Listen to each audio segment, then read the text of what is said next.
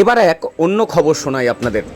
নদিয়ার মাঝদিয়া বেলডাঙ্গা এলাকা জুড়ে ক্ষিপ্ত হনুমানের আক্রমণ, আহত একাধিক। ঘটনাস্থলে বন দপ্তরের কর্মীরা। স্থানীয় সূত্রে জানতে পারা যায়, বুধবার বিকেল থেকে শুরু হয় নবদ্বীপ থানার অন্তর্গত মাঝদিয়া বেলডাঙ্গা এলাকায় একটি পূর্ণবয়স্ক পুরুষ হনুমানের তাণ্ডব, যার জেরে বুধবার কম বেশি আহত হন 10 থেকে 15 জন মানুষ।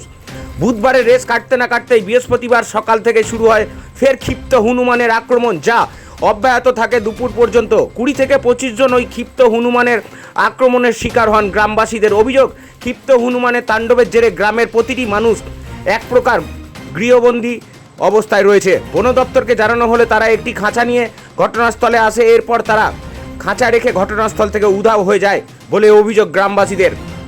এমত অবস্থায় গ্রামবাসীরা নিরাপত্তার অভাব বোধ করছেন বলে জানান।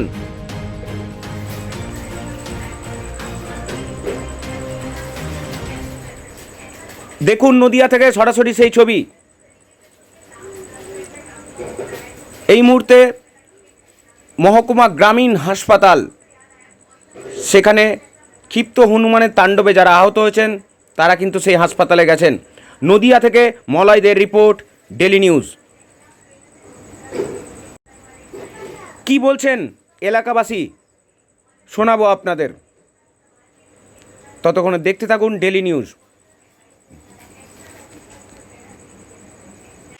কি ঘটেছে বলো। সকালবেলা আমি বাচ্চাদের স্কুল নিয়ে যাচ্ছিলাম, তখন সব একটা পাগলা হনুমান এসছে, এসে তারপর তাড়া করেছে আমার। তার বাচ্চাগুলোকে আমি একটা ঘরে ঢুকিয়ে দিয়েছি, লাস্টে আমাকে হনুমানে তাড়া করলো, গিয়ে আমি ওখানে পড়ে গিয়ে হাত ছেড়ে গেছি। আচ্ছা, কোথায় লেগেছে তোমার? ও আচ্ছা, তো হাসপাতালে গেছিলে? হ্যাঁ, হাসপাতালে আচ্ছা, টিটনাস নিয়ে এসছি ওখানে হসপিটাল, মহেশগঞ্জ হসপিটালে। এখন তোমাদের আরও এখানে 3-4টে মেয়ে ছেলেকে আছড়ে দিয়েছে। তোমাদের এখন কি অবস্থা? মানে এখানে অবস্থা এখনও হনুমানটাকে ধরা যায়নি, ঠিক আছে। বন দপ্তরের লোক এসেছিলো, এখানে একটা খাঁচা রেখে গেছে, ঠিক আছে। কি চাও তোমরা এখন? আমরা চাই হনুমানটাকে মোটামুটি বন দপ্তরের লোক এসে ধরে নিয়ে যাক, তাহলে গ্রামটা শান্ত থাকবে। তোমার নাম? সন্দীপ দেবনাথ।